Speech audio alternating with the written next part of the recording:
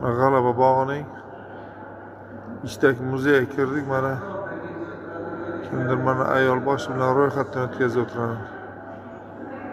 Kimlardir mana ota-onasi bilan xayrlashib o'tiradi. Lekin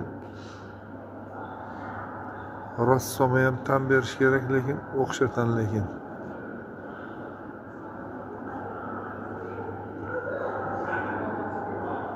Odamlar chehralarini, umumiy ideyani zo'r beradi, umumiy ideyani.